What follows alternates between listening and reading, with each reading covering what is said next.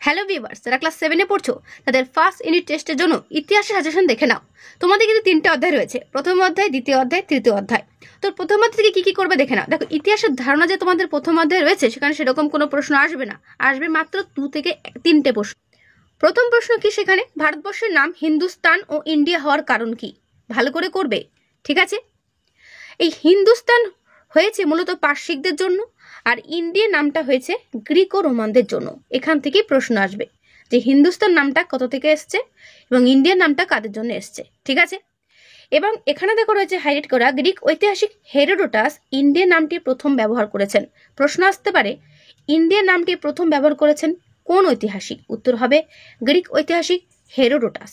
ঠিক আছে, তারপরের প্রশ্ন, সাধারণভাবে ইতিহাসকে ক ভাগে ভাগ করা যায়? উত্তর 3 ভাগে। কি কি? প্রাচীন যুগ, মধ্যযুগ, আধুনিক যুগ।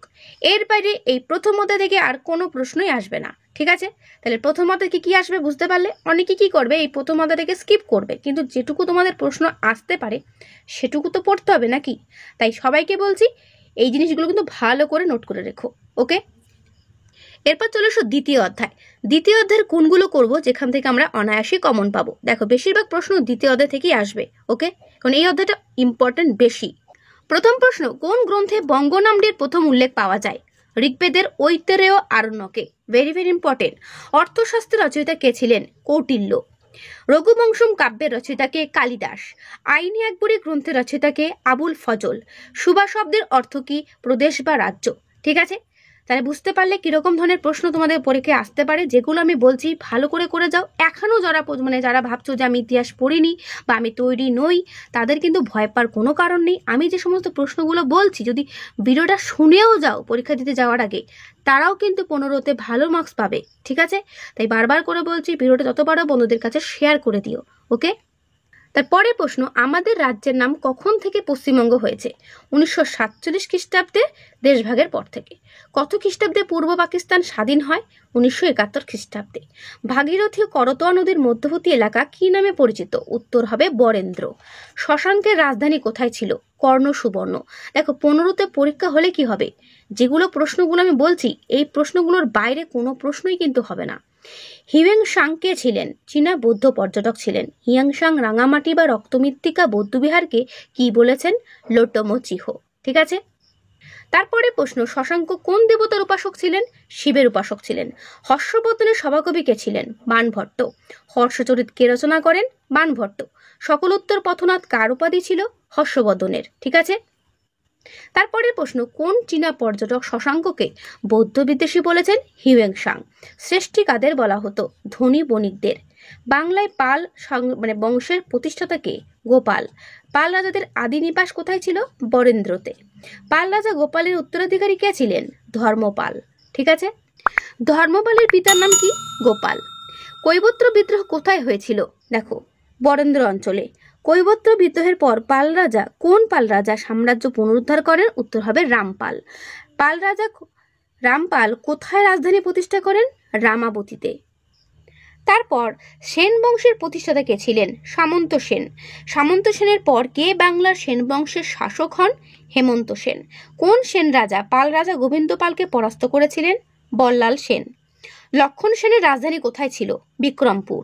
ঠিক আছে, চোল রাজ্য কে প্রতিষ্ঠা করেন? বিজয়ালয়। কে গঙ্গাই কোন্ডচোল উপাধি নেন? প্রথম রাজেন্দ্র চোল। আরবের যাযাবর মানুষকে কি বলা হয়? বেদুইন।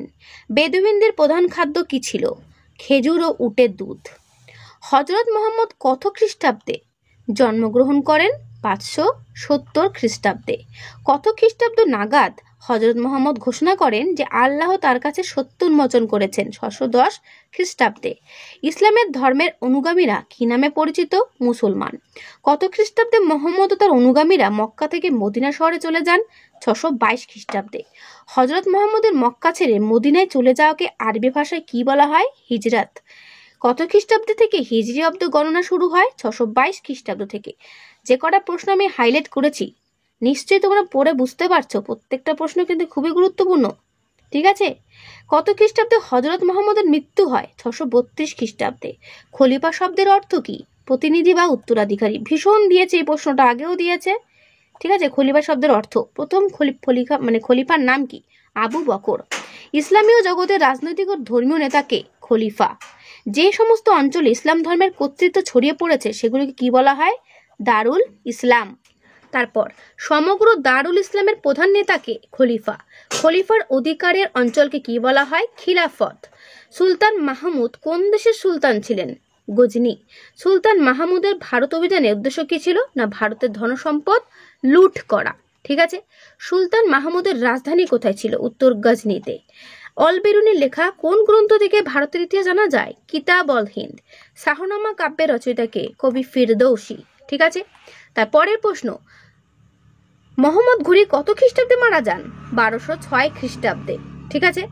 তারপরের প্রশ্ন, কে দিল্লিতে সুলতানি শাসন প্রতিষ্ঠা করেন? কুতুবউদ্দিন আইবক। মনে রাখবে। তবকাতি নাসিরি রচয়িতাকে গ্রন্থের? মিনহাজ ই সিরাজ। কত খ্রিস্টাব্দে বখতিয়ার খলজি মারা যান? 1206 খ্রিস্টাব্দে। কত খ্রিস্টাব্দে রাজা লক্ষণ সেন মারা যান? রাজা লক্ষণ সেন মারা যান 1206 খ্রিস্টাব্দে।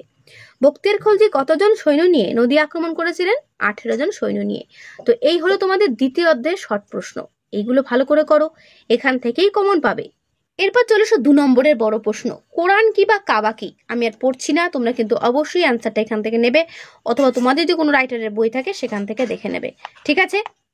তারপরের প্রশ্ন, খলিফা কাদের বলা হয়? খিলাফত বলতে কি বোঝো? তারপরের প্রশ্ন, হযরত মুহাম্মদ মক্কা ছেড়ে মদিনায় চলে আসেন কেন? Very very important. তারপরের প্রশ্ন, হিজরি সাল বলতে কি বোঝো? ত্রিশক্তির সংগ্রাম হয়েছিল কেন? ত্রিশক্তির সংগ্রাম বলতে কি বোঝো? দুটোই ভালো করে করবে। বাংলায় পাল আমলে কৈবর্ত বিদ্রোহ বলতে কি বোঝায়? বাকি উত্তরটুকু দেখে নাও। বাকি উত্তরটুকু এই পর্যন্ত শেষ হলো। আরব কাদের বলা হতো? বেদুইন কারা? এর বাকি উত্তরটা কিন্তু এই পর্যন্ত শেষ হলো। মাত সন্ন্যায় কি? ভেরি ভেরি ইম্পর্টেন্ট, মনে করো এটা আসবেই। তো দ্বিতীয়ত থেকে যা যা প্রশ্ন বললাম সেগুলো করো, কমন পাবেই পাবে। এরপর চলে এসো তৃতীয় অধ্যায়, ভারতের সমাজ, অর্থনীতি ও সংস্কৃতির কয়েকটি ধারা। এখান থেকে কি কি করবে দেখে নাও। প্রথম প্রশ্ন, চোল রাজ্যে কোন ধাতুর হস্তশিল্প বিখ্যাত ছিল? উত্তর হবে ব্রোঞ্জ। চোল রাজ্যের প্রদেশকে কি বলা হতো? মন্ডলম। দক্ষিণ ভারতে বণিকদের কি বলা হতো? উত্তর হবে চেট্টি। তারপরের প্রশ্ন, বাংলার লোকেরা কাদের কাছ থেকে আলু খেতে শিখেছে? পর্তুগিজদের কাছ থেকে। ঠিক আছে। তারপরের প্রশ্ন, প্রাচীন ভারতের বিখ্যাত চিকিৎসা বিজ্ঞানী চরক ও সুশ্রুতের রচনার ওপর কে টিকা লেখেন? উত্তর চক্রপাণি দত্ত। চক্রপাণি দত্ত লেখা বইয়ের নাম কি? চিকিৎসা সংগ্রহ। রামচরিত কার লেখা? Sandhyakar Nandi. Very very important, এই রামচরিতটা কে লিখেছেন? ঠিক আছে, এটা পরীক্ষা ভীষণ দেয়। রামচরিত কার আদলে লেখা? রামায়ণের আদলে লেখা। বজ্রযান বা তন্ত্রযান বৌদ্ধ মতের নেতাদের কি বলা হয়? সিদ্ধাচার্য। ঠিক আছে। তারপরে প্রশ্ন, দুজন সিদ্ধাচার্যের নাম লেখো, ভীষণ ইম্পর্টেন্ট, লুইপাদ ও কানহপাদ। তারপরে প্রশ্ন, কে চর্যাপদের পুঁথি আবিষ্কার করেন? উত্তর হরপ্রসাদ শাস্ত্রী। তারপরে প্রশ্ন, নির্বাণ শব্দের অর্থ কি? উত্তর মুক্তি। তারপরে প্রশ্ন, অশ্বঘোষ কোন সম্রাটের সমসাময়িক ছিলেন? উত্তর কনিষ্ক। তারপর কারা নালন্দা মহাবিহারের ব্যাপক ক্ষতি করেছিল? উত্তর তুর্কি আক্রমণকারীরা।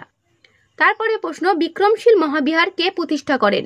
উত্তর ধর্মপাল। তারপরে প্রশ্ন, শঙ্কর বা শূদ্র হিসেবে কাদের গণ্য করা হতো? উত্তর অব্রাহ্মণদের। গীত গোবিন্দম কাব্যের রচয়িতা কে ছিলেন? উত্তর জয়দেব। পবনদূত কাব্যের রচয়িতা কে ছিলেন? উত্তর ধয়ী। তারপরে প্রশ্ন, লক্ষণ সেনের রাজসভার 5 জন কবি কি নামে খ্যাত ছিলেন? পঞ্চরত্ন। সুদুক্কি কর্ণামৃত গ্রন্থের রচয়িতা কে? শ্রীধর দাস। দানসাগর ও অদ্ভুত সাগর গ্রন্থের রচয়িতা কে ছিলেন? বল্লাল সেন। সর্বানন্দ কোন গ্রন্থ প্রণয়ন করেন? অভিধান। বাঙালি বৌদ্ধ আচার্যদের মধ্যে সবচেয়ে বিখ্যাত ও বিশিষ্ট পণ্ডিত কে ছিলেন? অতীশ দীপঙ্কর। তারপরের প্রশ্ন, অতীশ দীপঙ্কর তিব্বতে কোন ধর্ম প্রচার করেন? মহাযান বৌদ্ধ ধর্ম। কার চেষ্টায় তিব্বতে বৌদ্ধ ধর্ম জনপ্রিয় হয়? অতীশ দীপঙ্করের। কোথায় অতীশ দীপঙ্করের সমাধি আছে? উত্তর তিব্বতের রাজধানী লাসাতে। ঠিক আছে। তারপরে প্রশ্ন, বড়বুদুরের স্তূপ বা বড়বুদুর কোথায় অবস্থিত? উত্তর ইন্দোনেশিয়ায়। ঠিক আছে। তারপরে প্রশ্ন, আঙ্কর ভাট কোথায় অবস্থিত? উত্তর কম্বোডিয়ায়। তারপরে প্রশ্ন, কম্বোডিয়ার আঙ্কর ভাট মন্দিরটি কোন দেবতার মন্দির? উত্তর বিষ্ণু দেবতার মন্দির। এরপর 2 নম্বরের বড় প্রশ্ন দেখে নাও, রাজা লক্ষণ সেন রাজসভায় সাহিত্য চর্চার পরিচয় দাও। ভালো করে করবে। তারপরে প্রশ্ন, পঞ্চরত্ন কাদের বলা হয়? পাল শাসনের তুলনায় সেন শাসন কেন বাংলায় কম দিন স্থায়ী হয়েছিল? চর্যাপদ বলতে কি বোঝায়? কে চর্যাপদের পুঁথি উদ্ধার করেন? চর্যাপদের রচয়িতা কারা? তারপরে প্রশ্ন, পাল ও সেন যুগে বাংলার প্রধান প্রধান উৎপন্ন ফসল কি ছিল? সেই ফসলগুলোর কোন কোনটি এখনো চাষ করা হয়? এটাও ভালো করে করবে।